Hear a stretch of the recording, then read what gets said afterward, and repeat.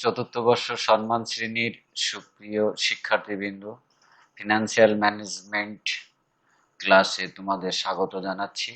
আজকে তোমাদের আলোচনা করানো হবে চ্যাপ্টার 3 থেকে থিওরিজ অফ ক্যাপিটাল স্ট্রাকচার। আমি Mohammad Tabibur Rahman, professor, department of management, government BL college, Khulna. Capital structure theory আলোচনার আগে আমাদের জানতে হবে ক্যাপিটাল স্ট্রাকচারটা কি। আমরা জানি capital structure is the particular combination of debt and equity, অর্থাৎ মূলধন তহবিলে সুনির্দিষ্ট পরিমাণ ডেট এবং ইকুইটির মিশ্রণকে আমরা ক্যাপিটাল স্ট্রাকচার বলি। এখানে আরেকটি বিষয় আমাদের জানতে হয়, সেটি optimum capital structure. Optimum capital structure is the best mix of debt and equity in which the value of the firms is maximum and the weighted average cost of capital is minimum. অর্থাৎ capital স্ট্রাকচারে যখন date এবং ইকুইটির অনুপাত এমন হয় যে ফার্মের মূল্য সর্বোচ্চ এবং ভারপ্রাপ্ত গড় মূলধন ব্যয় সর্বনিম্ন হয়, তাহলে ওই পরিমাণ মিশ্রণকে আমরা অপটিমাম ক্যাপিটাল স্ট্রাকচার বলে থাকি। ক্যাপিটাল স্ট্রাকচার থিওরি অর্থাৎ ক্যাপিটাল স্ট্রাকচার কেমন হবে এ সম্পর্কে বিভিন্ন বিশেষজ্ঞ, বিভিন্ন আর্থিক বিশারদ বিভিন্নভাবে আলোচনা করেছে। আমরা ক্যাপিটাল স্ট্রাকচার থিওরিকে 4টে ভাগে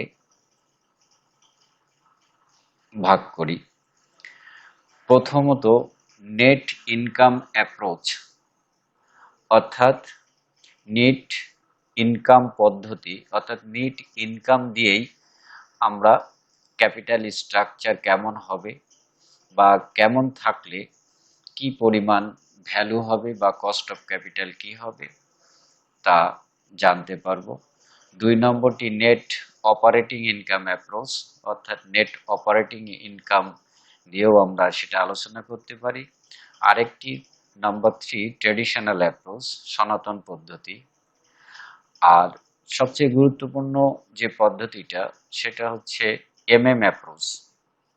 এমএম অ্যাপ্রোচকে আমরা 2টি ভাগে ভাগ করি, একটি থিওরি অফ ইরিলিভেন্স এবং বি থিওরি অফ রিলিভেন্স। আমরা যখন এমএম অ্যাপ্রোচ আলোচনা করব তখন এ বিষয়গুলো বিস্তারিত আলোচনা করব।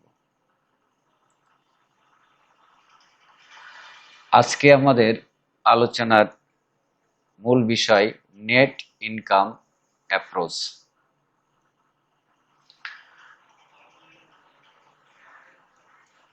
নেট ইনকাম অ্যাপ্রোচের মূল কথা হচ্ছে দি increases of debt increases the value and decreases the overall cost of capital of the firm. The increase of debt, অর্থাৎ যদি ক্যাপিটাল স্ট্রাকচারে ডেট বৃদ্ধি করা হয় তাহলে এটা ঘটায় increases the value and decreases the overall cost of capital of the firm, অর্থাৎ ফার্মের মূল্য বৃদ্ধি করে এবং কস্ট অফ ক্যাপিটাল হ্রাস করে। এটাই নেট ইনকাম অ্যাপ্রোচের মূল বক্তব্য। অর্থাৎ এটা রিলিভেন্স, এটা আলোচনার প্রাসঙ্গিকতা আছে। অর্থাৎ নেট ইনকাম অ্যাপ্রোচে ক্যাপিটাল স্ট্রাকচার যে একটি প্রাসঙ্গিক বিষয় সেটি বলা হয়েছে। নেট ইনকাম অ্যাপ্রোচের বেশ কিছু অ্যাজাম্পশন আছে।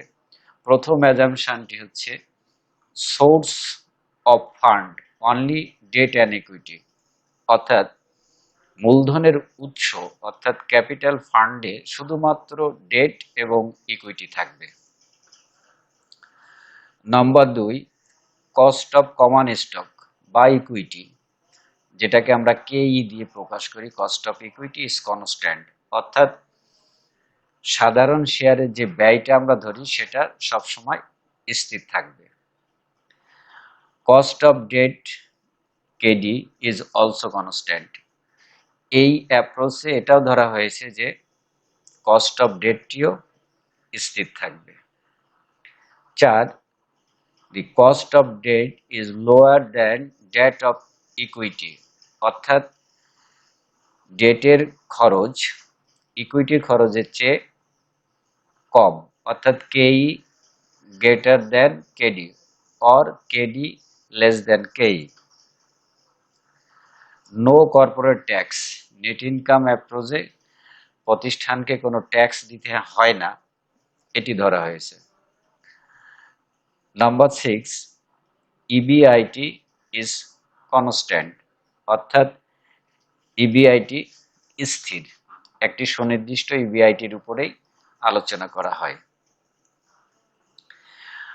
আমরা পরবর্তীতে দেখছি যে formula and symbols used in NI approach, অর্থাৎ এনআই অ্যাপ্রোচে আমাদের কি কি ফর্মুলা এবং কি কি সিম্বল ব্যবহার করা হয় তা এখানে আমরা উল্লেখ করেছি।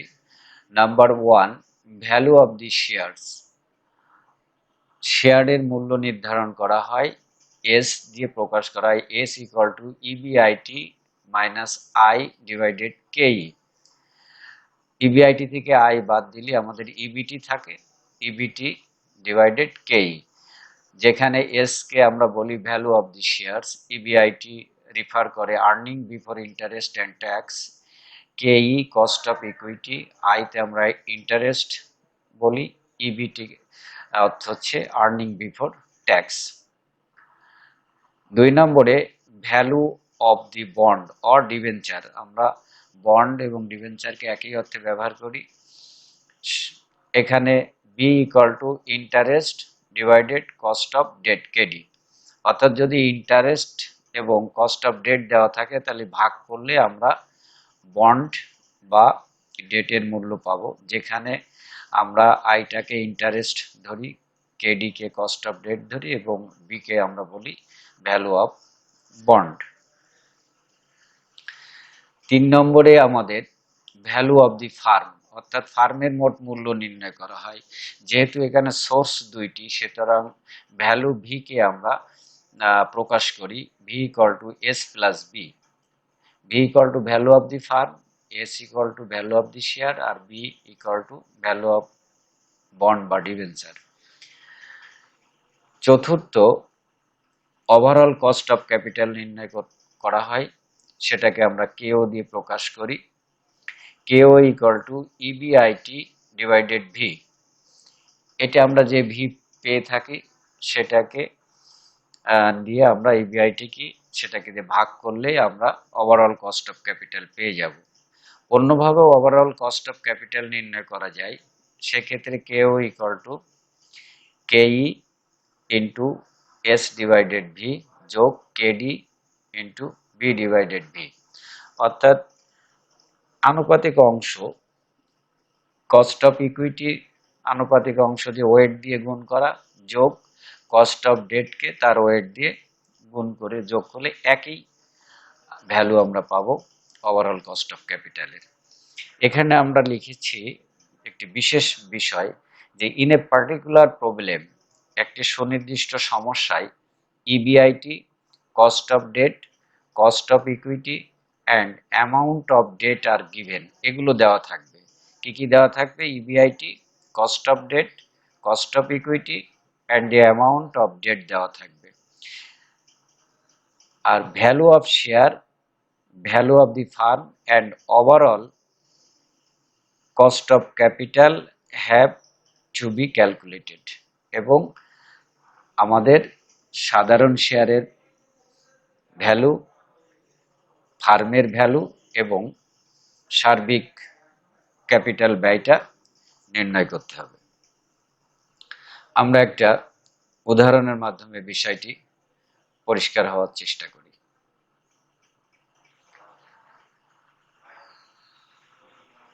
আমরা উদাহরণটি নিয়ে আসলাম। The following information are related to your company, তোমার কোম্পানির নিম্নলিখিত তথ্যগুলো দেওয়া হলো। কস্ট অফ কমন স্টক, যেটাকে আমরা KE বলি, এটা 14%, cost of debt 12%, EBIT 2 lakh. বলা হয়েছে compute the overall cost of capital applying NI approach for the following alternative capital structure. Number 1, no debt. যদি ক্যাপিটাল স্ট্রাকচারে আমাদের কোনো ডেট না থাকে তাহলে আমাদের ওভারঅল কস্ট অফ ক্যাপিটাল কেমন হবে। নাম্বার 2, যদি আমাদের ডেটের পরিমাণ অর্থাৎ ঋণের পরিমাণ যদি 2 লাখ টাকা হয় তাহলে ওভারঅল কস্ট অফ ক্যাপিটাল কেমন হবে। এবং নাম্বার 3, যদি ঋণের পরিমাণ 4 লাখ টাকা হয় তাহলে ওভারঅল কস্ট অফ ক্যাপিটাল কেমন হবে। হ্যাঁ, আমরা সলিউশনে আসি। আমাদের প্রথমটা বলা হয়েছে হয়ে there will be no debt. যদি আমাদের কোনো ঋণ না থাকে তাহলে value equal to EBIT divided KE, অর্থাৎ যেহেতু এখানে ইন্টারেস্ট নেই সরাসরি ইবিআইটি কে আমরা কস্ট অফ ইকুইটি দিয়ে ভাগ করলাম। ইবিআইটি দেওয়া আছে 2 lakh divided cost of equity 0.14, এটা আমরা ভাগ করে পেলাম 14,28,571 টাকা। যেহেতু এখানে কোনো ঋণ নেই, ঋণের ব্যয়ও নেই, সুতরাং কেও একই কথা 0.14, অর্থাৎ এখানকার কেওটা কেই হবে, কারণ অন্য কোনো উৎস এখানে নাই।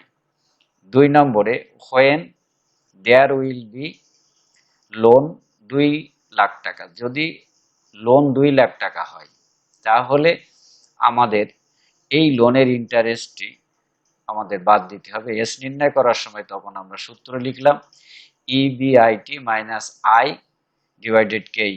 ইবিআইটি আমাদের 2 লক্ষ টাকা, আর আমাদের 2 লক্ষ টাকার কেডি দেওয়া আছে 12%, তাহলে 2 লক্ষ টাকার 12% হলে আমাদের 24,000 টাকা হবে।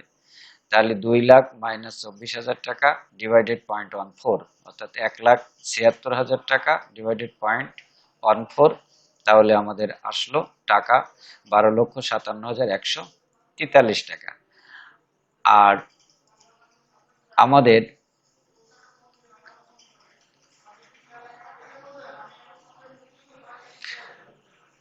বুক ভ্যালু যেটা বন্ডের 2 লক্ষ টাকা আছে, এটা আমাদের দেওয়াই আছে যে বন্ডের ভ্যালু 2 লক্ষ টাকা।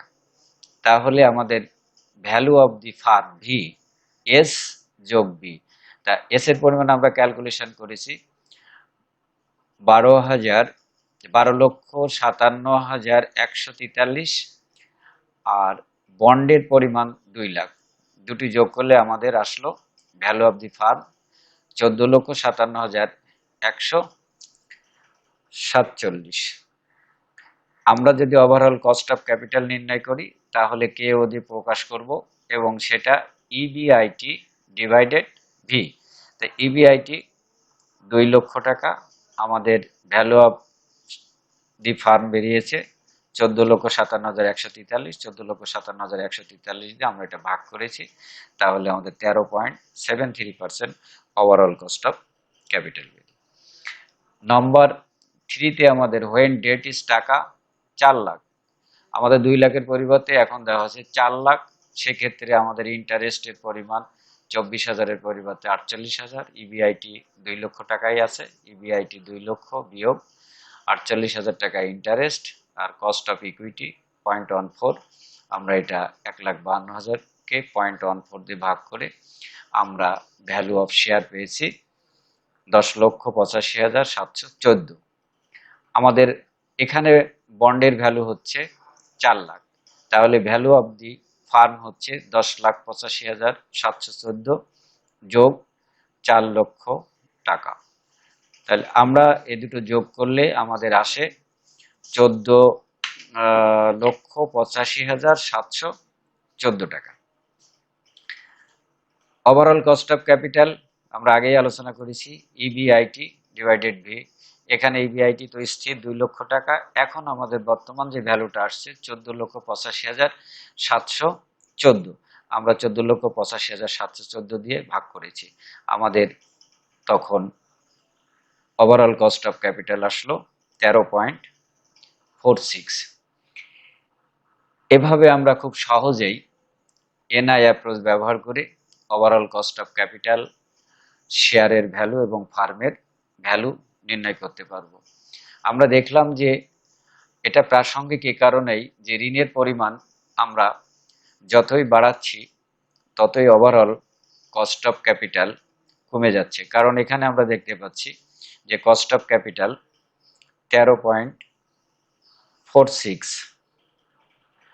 2 নম্বরে ওভারঅল ক্যাপিটাল 13.73 আর 1 নম্বরে ওভারঅল ক্যাপিটাল 0.14, অর্থাৎ একটি 14%, একটি 13.73% এবং অন্যটি 13.46%। অর্থাৎ ঋণের পরিমাণ যতই বাড়াচ্ছি ততই ওভারঅল কস্ট অফ ক্যাপিটাল কম হচ্ছে। এটি এনআই অ্যাপ্রোচের মূল বিষয়। আশা করি তোমরা বুঝতে পেরেছো। তোমাদের সবাইকে ধন্যবাদ। আগামী ক্লাসে তোমাদের আমন্ত্রণ জানিয়ে এখানে শেষ করছি।